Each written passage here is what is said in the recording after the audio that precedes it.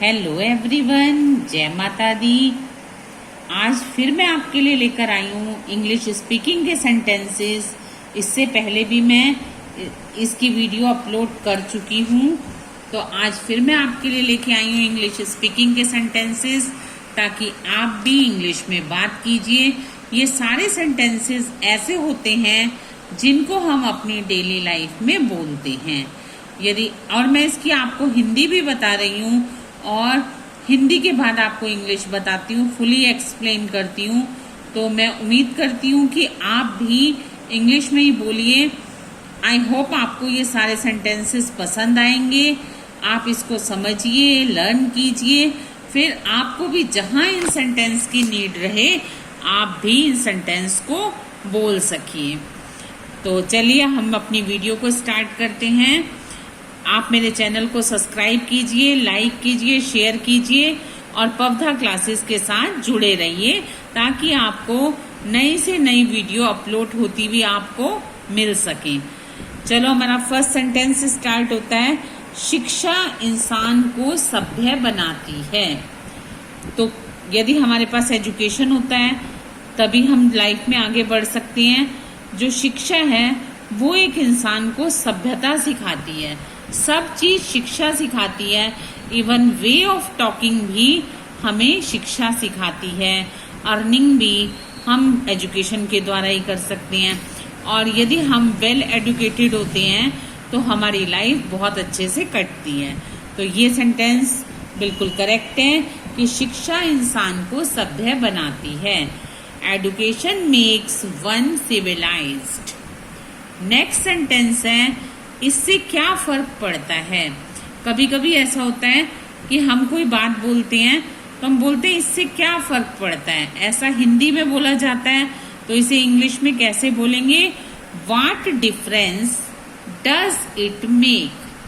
What difference does it make? Next sentence, मैं अपने दिल को कैसे समझाऊं। सपोज किसी को कोई प्रॉब्लम होती है तो वो कहता है कि मैं क्या करूं, मैं अपने दिल को कैसे समझाऊं। तो इसको इंग्लिश में कैसे बोलेंगे? How did I convince my heart. Next, होने को कौन टाल सकता है। यानी कि जो कुछ होना होता है वो तो होकर रहता है। ये एक ऐसी लाइन है, मैं सोचती हूँ कि इसको हर इंसान अपनी डेली लाइफ में बोलता ही बोलता है कि होने को कौन टाल सकता है। यदि आपको ये लाइन अपनी लाइफ में कभी बोलनी पड़े तो आप इसे इंग्लिश में बोलना। कैसे बोलोगे इंग्लिश में? Who can change the destiny. और इसके लिए मैं आपको एक कोटेशन भी बताती हूँ। कोटेशन भी होती है कि what is फेटेड can not be converted, कि भाग्य में जो लिखा होता है वो कभी टल नहीं सकता। नेक्स्ट हमारा सेंटेंस है, मैं हमेशा आपका शुक्रगुजार रहूंगा। या यदि हमें ये कहना हो कि मैं हमेशा आपका आभारी रहूंगा, यानी कि मैं हमेशा आपके एहसान को मानूंगा। तो इसे हम इंग्लिश में कैसे कहेंगे? I will always indebted you. या आप इसे ऑलवेज की जगह रिमेन वर्ड को भी लगा सकते हो। आप ऐसे भी बोल सकते हो इंग्लिश में, I will remain indebted you, as you wish, because both words are correct here. Next, मैं आपसे पूरी तरह सहमत नहीं हूँ।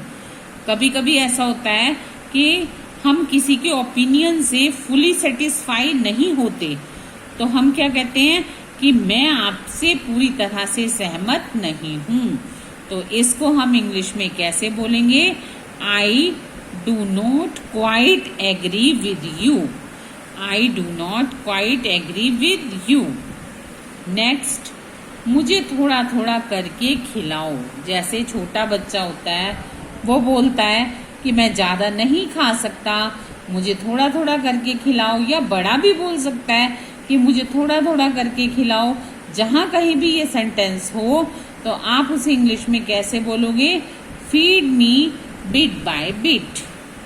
नेक्स्ट, हमने रास्ते में एक अजीब चीज देखी।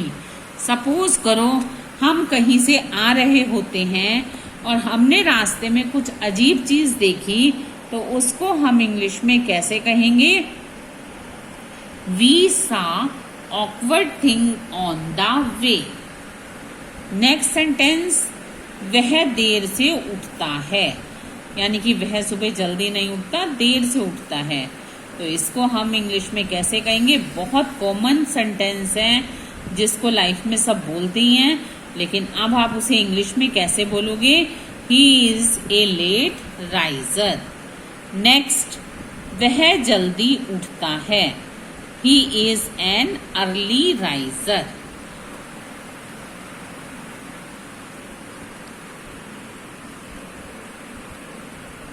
नेक्स्ट, तुम मुझे मेरे जैसे ही लगते हो। कई बार ऐसा होता है हम किसी पर्सन से मिलते हैं तो वो हमें हैबिट वाइज या शक्ल वाइज, नेचर वाइज अपने जैसा लगता है, तो हम उसे कैसे बोलते हैं कि तुम तो मुझे मेरे जैसे ही लगते हो। इसे हम इंग्लिश में कैसे बोलेंगे? You seem to me just like me. You seem to me just like me. Next, आग बुझा दो कहीं चारों ओर न फैल जाए।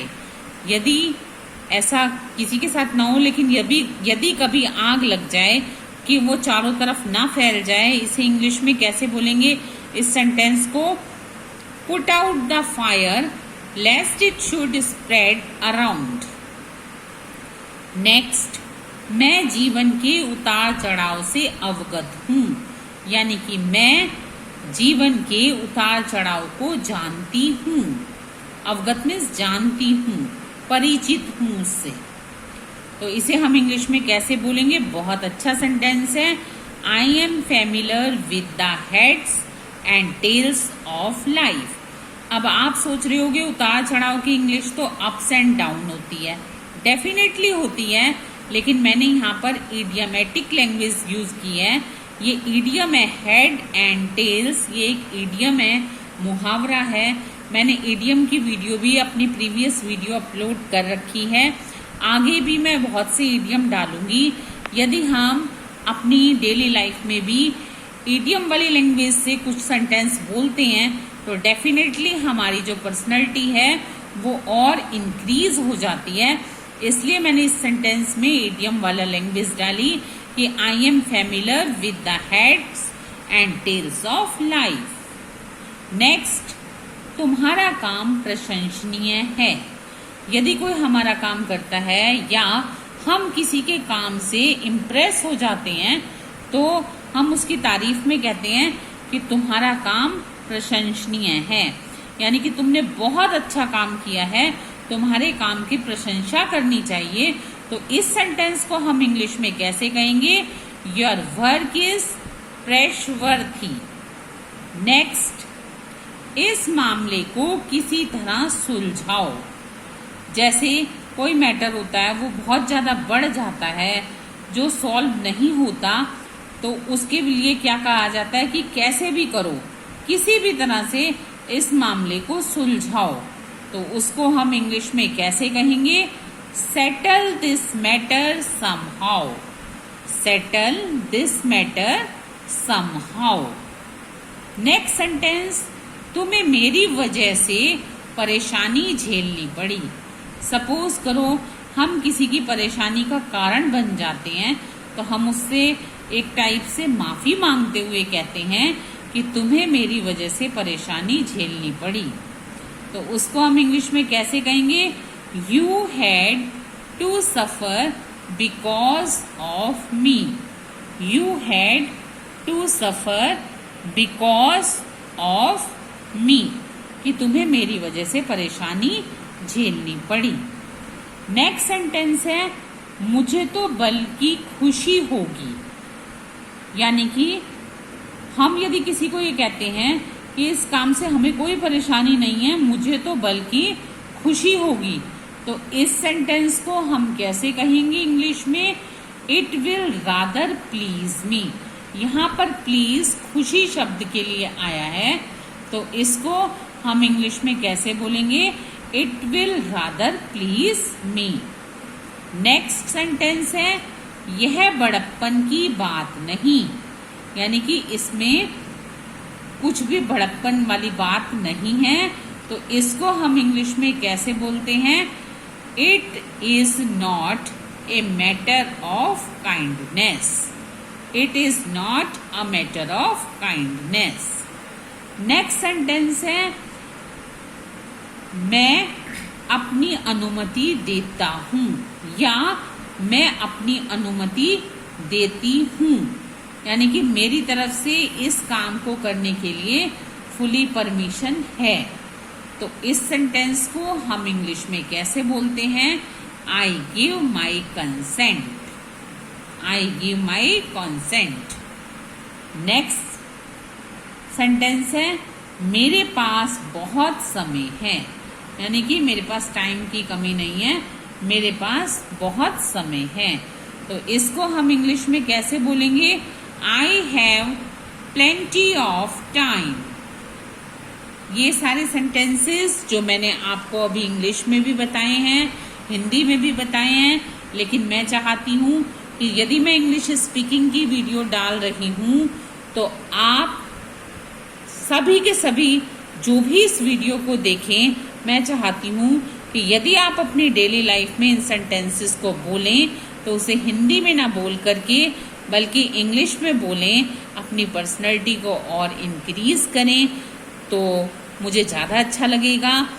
और मैंने अपनी प्रीवियस वीडियो में ग्रामर की वीडियो भी डाल रखी हैं। आप पवधा क्लासेस के साथ जुड़े रहिए। मैं आपको रोज नई से नई वीडियो अपलोड करूंगी ताकि आपकी नॉलेज बहुत हाई हो सके। अब मैं मिलूंगी अपने नेक्स्ट वीडियो में। आप मेरे चैनल पवधा क्लासेस को सब्सक्राइब कीजिए, शेयर कीजिए, लाइक कीजिए और मेरे साथ जुड़े रहिए। अब मैं मिलूंगी अपनी नेक्स्ट वीडियो लेक्चर में। टिल देन, गुड बाय, जय माता।